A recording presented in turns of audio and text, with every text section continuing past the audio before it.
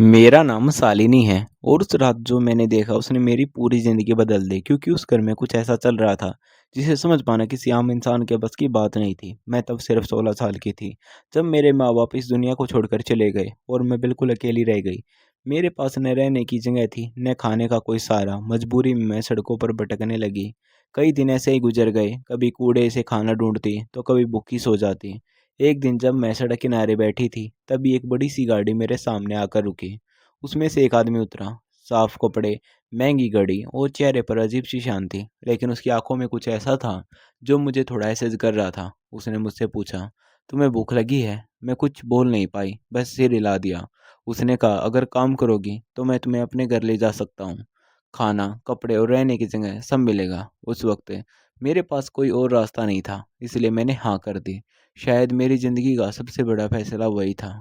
मैं उसके साथ गाड़ी में बैठ गई। रास्ते भर मेरा दिल घबराता रहा, पर उसने मुझसे कोई गलत बात नहीं की। सबसे पहले वह मुझे कपड़े दिलाने ले गया, फिर एक पार्लर जहाँ मेरा पूरा रूप बदल दिया गया। जब मैंने खुद को आईने में देखा तो मुझे यकीन ही नहीं हुआ कि मैं हूँ।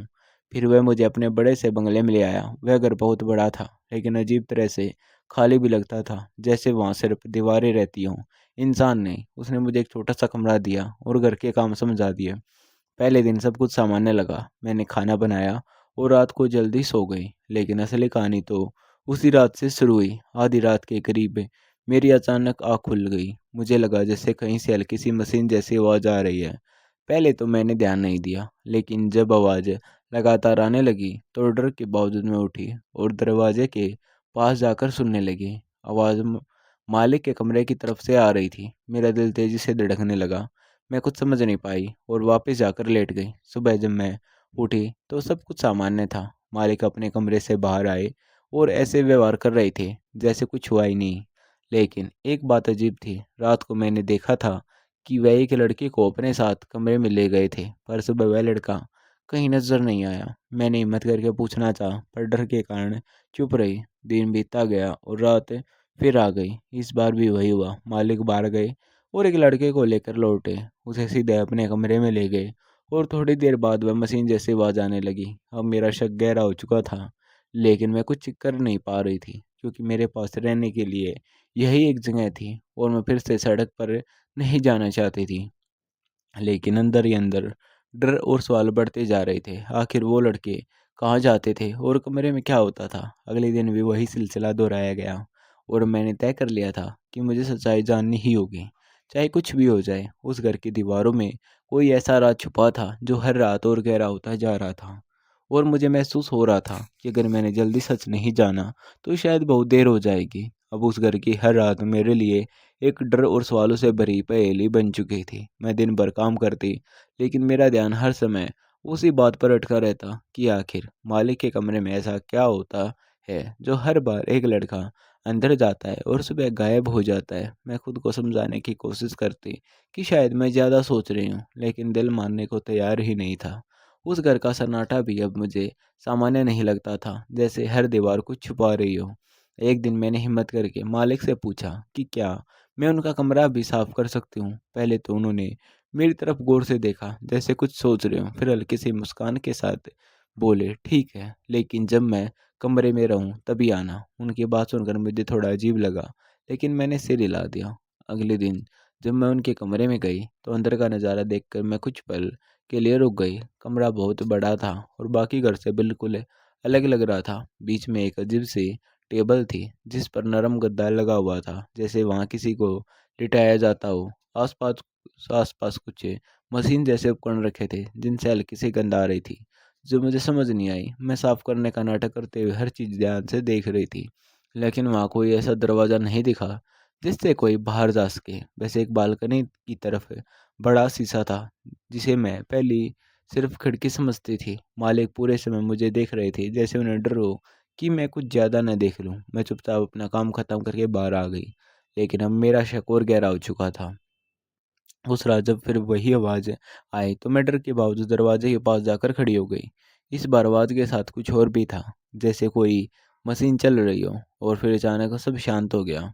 मेरी सांसें तेज़ हो गई और मैं तुरंत अपने कमरे में लौट आई।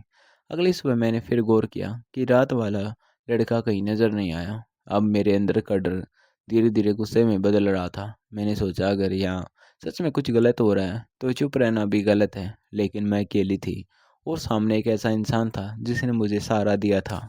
इसी उलझन में मैं कई दिन निकल गए।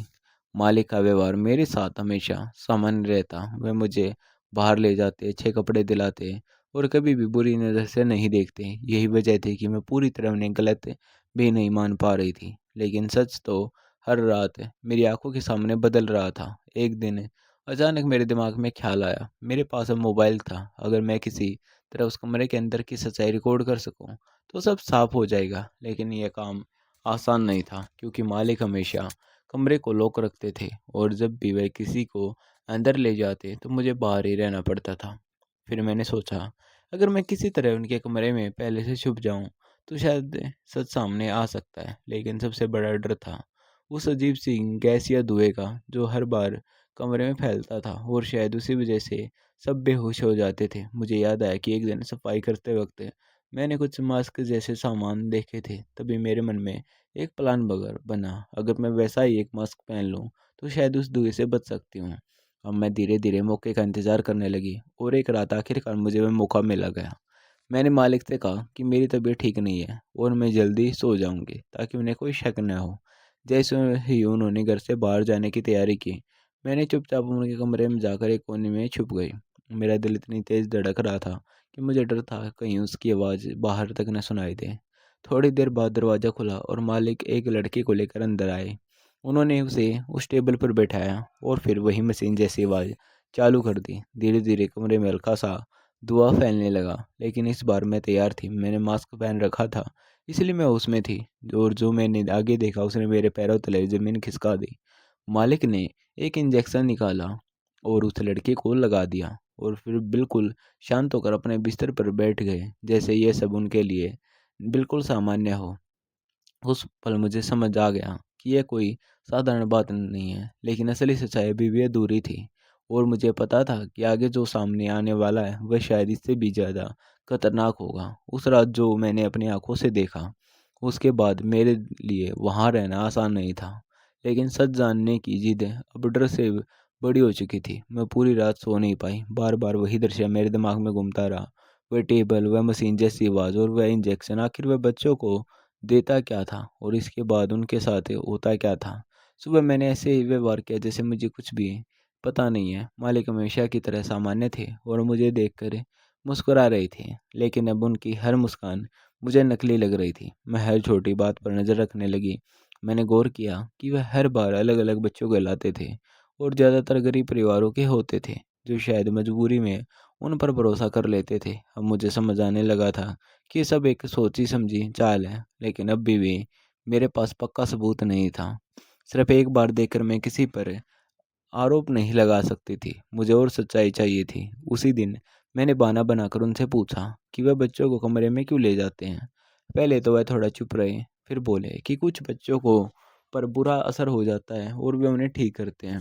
उन्होंने बड़ी सफाई से बात को घुमा दिया, लेकिन उनकी आंखों में एक पल के लिए जो घबराहट मैंने देखी, उसने मेरे शक को यकीन में बदल दिया। अब मुझे पता था कि वे सच छुपा रहे हैं। उस रात मैंने फिर से मौका तलाशा, लेकिन इस बार मैं और भी सावधान थी। मैंने पहले ही अपने मोबाइल का कैमरा चालू कर दिया और उसे ऐसे छुपा दिया कि सब रिकॉर्ड हो सके। जब मालिक आए एक और लड़के को लेकर कमरे में आए तो वही सब दोहराया गया। मशीन जैसी आवाज़, धुएं का फैलना और फिर वह इंजेक्शन। लेकिन इस बार मैंने ध्यान से देखा। इंजेक्शन लगाने के बाद वह लड़का बिल्कुल ढीला पड़ गया और मालिक कुछ नोट्स लिखने लगे जैसे वह किसी प्रयोग का नतीजा देख रहे हों। ये देखकर मेरे रोंगटे खड़े हो गए। अब मुझे साफ समझ आ गया कि यह कोई इलाज नहीं बल्कि खतरनाक टेस्टिंग है। मैं जितना सोच रही थी मामला उससे कहीं ज़्यादा बड़ा था। थोड़ी देर बाद उन्होंने कमरे की लाइट धीमी कर दी और आराम से बैठ गए जैसे उन्हें किसी चीज़ का इंतज़ार हो। कुछ समय बाद उन्होंने उस लड़के को उठाया और बालकनी की तरफ गए। तभी मुझे पहली बार समझ आया कि जिस शीशे को मैं खिड़की समझती थी वह दरअसल एक छुपा हुआ दरवाज़ा है। वे उसे खोलकर बाहर गए और कुछ ही मिनटों में वापस आ गए। लेकिन इस बार वे अकेले थे। मेरा दिल ज़ोर-ज़ोर से धड़कने लगा। अब मेरे पास सबूत भी था और सच्चाई भी, लेकिन इसके साथ खतरा भी उतना ही बड़ा था। अगर उन्हें ज़रा सा भी पता चल गया कि मैं ये सब जान चुकी हूँ, तो वह मुझे कभी नहीं छोड़ेंगे। उस रात के बाद मैंने फैसला कर लिया कि अब देर करना सही नहीं होगा। हर बीता दिन किसी मासूम के लिए खतरा बन सकता था, लेकिन पुलिस तक पहुंचना भी आसान नहीं था। मुझे सही वक्त का इंतज़ार करना था और सबसे ज़रूरी था खुद को सुरक्षित रखना। मैंने अगले दिन सामान्य रहने की पूरी कोशिश की, लेकिन अंदर ही अंदर मैं पूरी तरह तैयार हो चुकी थी। अब ये सिर्फ एक नौकरी या सहारे की बात नहीं थी, यह सही और गलत की लड़ाई बन चुकी थी और मुझे हर हाल में इसे ख़त्म करना था। उस रात के बाद मेरी पूरी सोच बदल चुकी थी। अब मुझे साफ समझ आ गया था कि जिस इंसान को मैं अपना सहारा समझ रही थी, वह असल में एक खतरनाक खेल खेल रहा था। लेकिन मेरे पास अब सिर्फ डरने का नहीं, बल्कि कुछ करने का वक्त था। मैंने तय कर लिया कि अब यह सब ज़्यादा दिन नहीं चलने दूंगी। अगले ही दिन मैंने मौका देखकर वह इंजेक्शन और कुछ छोटी छोटी चीज़ें चुपचाप अपने पास रख ली, और जैसे ही माली घर से बाहर गए, मैंने हिम्मत उठाकर पुलिस को कॉल कर दिया। मेरी आवाज़ काँप रही थी, लेकिन मैंने पूरी सच्चाई बता दी। पहले तो उन्हें यकीन नहीं हुआ, लेकिन जब मैंने सबूत होने की बात कही तो उन्होंने तुरंत आने का आश्वासन दिया। उस दिन का हर पल मेरे लिए किसी डरावने सपने जैसा था। मुझे डर था कि अगर मालिक को जरा सा भी शक हो गया तो शायद मैं जिंदा नहीं बचूंगी। रात होने से पहले ही पुलिस वहां पहुंच गई, और जैसे ही मालिक वापस आए, उन्हें वहीं पकड़ लिया गया। पहले तो वह खुद को बचाने की कोशिश करते रहे, लेकिन जब पुलिस ने उनके कमरे और बेसमेंट की तलाशी ली तो सच्चाई खुद सामने आ गई। वहाँ कई तरह के केमिकल और दवाइयाँ मिली, और कुछ ऐसे रिकॉर्ड भी मिले जिनसे साफ था कि वे बच्चों पर खतरनाक टेस्ट कर रहे थे। जिन लड़कों को वे रात में लाते थे, उन्हें पहले किसी तरह के नशे वाला पदार्थ देकर कमज़ोर बना देते और फिर उनके ऊपर अलग अलग दवाइयों का असर देखते थे। कई बच्चों की हालत इतनी ख़राब हो चुकी थी कि उन्हें तुरंत अस्पताल ले जाना पड़ा। उस पर मुझे अंदर से झटका लगा कि मैं इतने दिनों तक उसी घर में रह रही थी जहाँ ये सब चल रहा था। पुलिस ने मुझे धन्यवाद कहा। अगर मैं हिम्मत नहीं करती तो न जाने कितने और बच्चे इस जाल में फंस जाते। मालिक की सारी सच्चाई अब सबके सामने थी। उनका झूठा दिखावा और नकली अच्छाई सब खत्म हो चुकी थी। कुछ ही दिनों में खबर फैल गई और लोग ये जानकर हैरान रह गए कि एक शरीफ दिखने वाला इंसान इतने बड़े अपराध में शामिल हो सकता है। जहाँ तक मेरी बात है तो मैं फिर से अकेली जरूर हो गई थी, लेकिन इस बार मेरे अंदर डर नहीं था, बल्कि एक अजीब सी ताकत थी। मुझे यह एहसास हो चुका था कि हालत है चाहे जैसे भी हो, अगर इंसान सही के लिए खड़ा हो जाए तो वह बहुत कुछ बदल सकता है। बाद में पुलिस की मदद से मुझे एक सुरक्षित जगह पर रहने का मौका मिला और नई ज़िंदगी शुरू करने का भी। मैं आज भी उस घर को याद करती हूँ, लेकिन डर के साथ नहीं, बल्कि इस गर्व के साथ कि मैंने समय रहते सच को सामने लाया और कई मासूम जिंदगियों को बचाने में अपनी छोटी सी भूमिका निभाई। और शायद यही मेरी ज़िंदगी का सबसे बड़ा सच है और सबसे बड़ी जीत है। अगर आपको ऐसी कहानियाँ पसंद हैं तो चैनल ज़रूर सब्सक्राइब करें, और दोस्तों कमेंट करके ज़रूर बताएं कि आपको हमारी कहानी कैसी लगी। तो दोस्तों फिर मिलते हैं किसी और नई कहानी में। तब तक के लिए बने रहें।